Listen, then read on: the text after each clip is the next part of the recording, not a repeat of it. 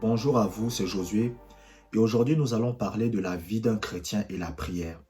C'est-à-dire nous allons voir comment doit être la vie d'un chrétien pour avoir du succès dans la prière. La première chose que vous devez comprendre, c'est que si un chrétien veut avoir une vie de prière efficace, il doit marcher dans l'amour. Qu'est-ce que ça signifie marcher dans l'amour?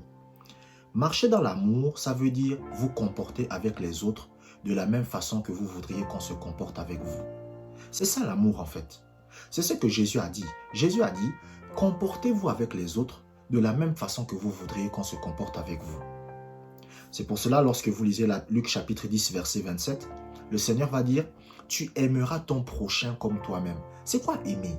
C'est quoi l'amour? L'amour, les gens confondent l'amour et le maboulisme. Parce qu'il ne faut pas confondre l'amour et le maboulisme. Par exemple, je prends un exemple. Voici quelqu'un qui pratique la sorcellerie. Il veut vous faire du mal et vous voulez être son ami.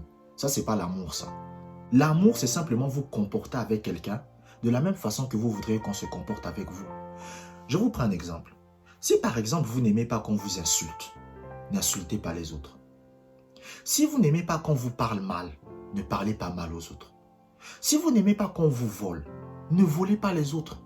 Si vous n'aimez pas qu'on vous manque de respect, ne manquez pas de respect aux autres, même si c'est votre petit frère. Parce que, vous savez, ça m'a toujours étonné, et ça, on voit ça beaucoup chez les parents.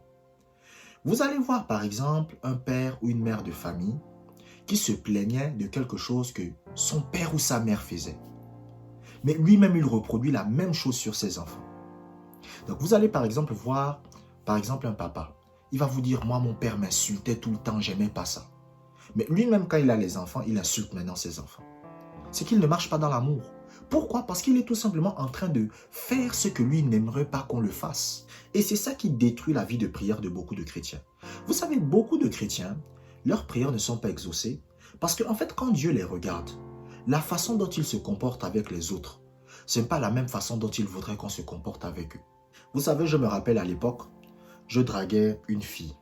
Une fille, bon, elle était même un peu plus âgée que moi. Et elle m'avait un jour posé la question. Elle m'avait dit, mais Josué, bon, c'est vrai, voilà, on n'est pas dans les fiançailles ou quoi, c'est vrai qu'on se fréquente, mais est-ce que tu parles à d'autres filles? J'ai dit oui, je parle à d'autres filles. J'ai dit oui. C'est vrai, mis à part toi, il y a d'autres filles à qui je parle. Et après, je lui ai expliqué pourquoi. Je lui ai dit non, au cas où si avec toi ça ne marche pas, au moins je partirai avec une autre. C'était à l'époque. Mais j'ai été honnête. Donc, je me suis comporté avec elle de la même façon que je voudrais qu'elle se comporte avec moi. C'est-à-dire l'honnêteté. Donc, ne vous comportez pas avec les gens de la même façon que vous ne voudriez pas qu'on se comporte avec vous. Je vous prends un exemple. Vous savez, la dernière fois, j'ai mon petit frère. Il m'a parlé par rapport à une fille qui était amoureuse de lui. Vous comprenez? Donc, la fille est amoureuse. Et qu'est-ce que la fille a fait? Maintenant, la fille, pour acheter son amour, parce que vous savez, quand une femme vous aime, c'est comme ça, elle voulait lui offrir des cadeaux. Moi, j'ai dit à mon petit frère, n'accepte pas ces cadeaux-là. Il m'a dit non, mais c'est des cadeaux qu'elle me donne. J'ai dit non, non, non, non, non, non. J'ai dit, tu sais toi-même ce que cette fille-là veut. Cette fille-là, elle est amoureuse de toi. Elle veut de toi. Mais toi, tu ne l'aimes pas. Et tu sais ce qu'elle veut. Donc, ne prends pas ces cadeaux. Parce que si tu prends ces cadeaux, ce qui va se passer, c'est que Dieu fera en sorte qu'il t'arrive la même chose. Et c'est comme ça. C'est un principe de vie. Il ne faut pas se comporter avec les gens de la même façon que vous ne voudriez pas qu'on se comporte avec vous. Écoutez, chaque fois que vous êtes devant quelqu'un, vous devez toujours vous poser cette question. Si moi j'étais à la place de cet homme, ou de cette femme, est-ce que j'aimerais qu'on me fasse ce que je suis en train de lui faire? Par exemple, si vous êtes devant quelqu'un et vous êtes en train de l'insulter, par exemple, est-ce que vous aimeriez que si vous êtes à sa place, on vous insulte? Vous aimeriez ça? Non. Donc vous ne devez pas le faire. Et c'est ça qui fait échouer la prière de beaucoup de chrétiens. Beaucoup de chrétiens, c'est ça leur problème. Je prends l'exemple d'un papa. Si vous ne voulez pas que votre femme vous trompe, ne trompez pas votre femme. Donc ça veut dire que si vous-même, vous savez vous-même que, moi, ma femme, j'aimerais pas qu'elle me trompe, vous aussi ne trompez pas votre femme. Parce que ça ne sert à rien. Parce qu'à partir du moment où vous vous comportez d'une façon que vous ne voudriez pas qu'on se comporte avec vous, Dieu bloque vos prières. Dieu bloque vos prières. Je prends l'exemple, par exemple, parfois des mamans. Il y a des mamans. Vous dites, oui, il faut me respecter, il faut me respecter. Mais vous ne respectez pas votre mari. Donc, ça veut dire que vous êtes en train de faire à votre mari ce que vous n'aimeriez pas qu'on vous fasse. Donc, qu'est-ce qui se passe? Dieu bloque vos prières. Et c'est comme ça avec tout le monde. L'amour, ce n'est pas un sentiment. L'amour, c'est le désir de se comporter avec les autres de la même façon que vous voudriez qu'on se comporte avec vous. Quand vous vous comportez avec les autres de la même façon que vous voudriez qu'on se comporte avec vous, c'est là qu'on dit que vous marchez dans l'amour. La deuxième chose que vous devez comprendre, c'est que Dieu n'écoute pas la prière des chrétiens qui vivent selon le monde. Ça, je ne fais que le répéter. Un chrétien, un enfant de Dieu, ne doit pas vivre comme les gens du monde, ne doit pas être comme les gens du monde. Parce qu'à partir du moment où un chrétien vit comme les gens du monde, il est sous l'autorité de Satan, il est sous l'autorité du diable. Vous savez pourquoi l'Église aujourd'hui est faible? L'Église de Jésus-Christ aujourd'hui est faible parce que 70% des chrétiens aujourd'hui vivent comme les gens du monde. Écoutez, il y a des frères chrétiens, il y a des sœurs chrétiennes même. Quand vous voyez la façon dont elles s'habillent, vous n'arrivez pas à faire la différence entre une chrétienne et quelqu'un qui est dans le monde. Je me rappelle un jour d'une fille chrétienne, qui était soi-disant chrétienne, et c'était la bonne année à l'époque. Je ne sais pas si c'était la bonne année 2016, 2017, comme ça. Et elle était en train d'aller à une fête. Elle disait qu'elle était chrétienne. Elle avait une jupe courte. C'est-à-dire que quand vous-même vous voyez la jupe, c'est-à-dire que si elle cherche à s'accroupir, là, c'est des problèmes. Vous allez voir sa culotte. Les seins dehors, le décolleté. Bon, tu t'assois, les cils. Bon, tu te poses des questions. Tu te dis, mais ça, c'est quoi ça? Et la fille te dit, non, moi je suis une fille chrétienne, moi je prie. J'étais dépassé. Et elle est partie fêter. Elle est revenue. Après, elle est revenue bourrée. Mais en fait, en réalité, vous vous rendez compte que même si cette fille-là dit qu'elle est chrétienne, ce n'était pas vraiment une chrétienne. Et lorsque quelqu'un comme ça, vous allez voir que lorsque ce genre de personne-là aura des problèmes, cette personne va invoquer Dieu. Dieu ne va pas l'écouter. Pourquoi? Parce que Dieu voit que le style de vie de la personne, ce n'est pas un style de vie qui plaît à Jésus-Christ.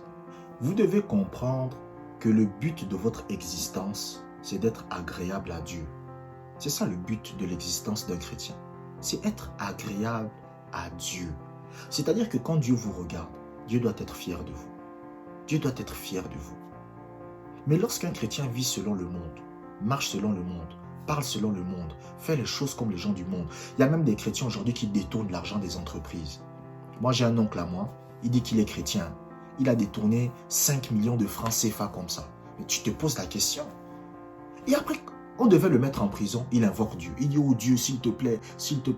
C'est maintenant son père qui a dû aller vendre des maisons pour payer la dette. Vous devez comprendre que ce qui détermine un chrétien, ce n'est pas d'abord ce qu'il dit. Ce n'est pas parce que quelqu'un dit qu'il est chrétien, mais c'est la vie qu'il mène. On connaît un chrétien par rapport à la vie qu'il mène. Vous voulez savoir si quelqu'un est un enfant de Dieu? Observez sa vie. Et c'est ce que Dieu fait. Maintenant, je ne suis pas en train de dire que quelqu'un ne peut pas commettre des erreurs. Quelqu'un peut commettre des erreurs, quelqu'un peut commettre des fautes. Ça peut arriver à tout le monde. Mais ce n'est pas le style de vie de la personne. La personne ne vit pas comme ça. Moi, je me rappelle d'un frère, il m'avait contacté il y a de cela, ça fait déjà un bail. C'était à l'époque, je n'avais même pas commencé ma chaîne YouTube. Il m'avait dit qu'il avait couché avec une sœur. Bon, il n'avait pas couché avec la sœur, il avait embrassé la sœur, et il s'était caressé, tout ça. Ils n'avaient pas couché ensemble, mais ils s'embrassaient, ils se caressaient, tout ça. Et après, il m'a dit, non, Josué, on s'est juste embrassé, on s'est caressé, mais il n'y a pas eu pénétration. J'ai dit, mais tu as des problèmes, mon ami. Je lui ai dit, mais tu as des problèmes. J'ai dit, mais c'est mal. Est-ce que si Jésus vient devant toi, tu pourras lui dire ça?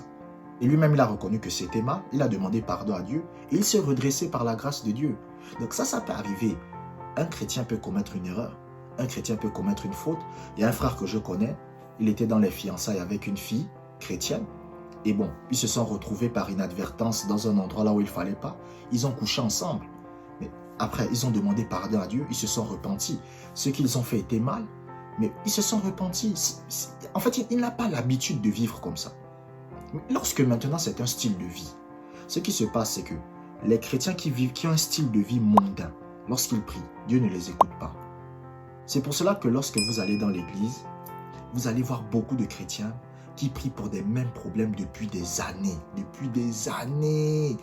Vous allez voir des chrétiens qui prient, oh Seigneur, donne-moi la promotion. Oh Seigneur, donne-moi le travail. Oh Seigneur, fais ceci dans ma vie. Oh Seigneur, fais cela dans ma vie. Oh Dieu, fais ceci, fais cela, fais ceci, fais cela. Depuis des années. Et la chose ne change pas. Et Quand vous vivez avec la personne, c'est parce qu'il y a beaucoup de gens qui sont des chrétiens, qui sont des comédiens. Mais quand vous vivez maintenant avec la personne, vous voyez la personne, sa façon de vivre, sa façon d'être. Vous vous rendez compte qu'en réalité, le problème de cette personne vient d'elle-même. Pourquoi? Parce que cette personne-là, en fait, ne vit pas en accord avec la parole, mais vit comme les gens du monde. Et quelqu'un qui vit comme les gens du monde, c'est un ennemi de Dieu. Merci d'avoir regardé cette vidéo jusqu'à la fin. Abonnez-vous pour des prochaines vidéos et que la grâce du Seigneur soit avec vous.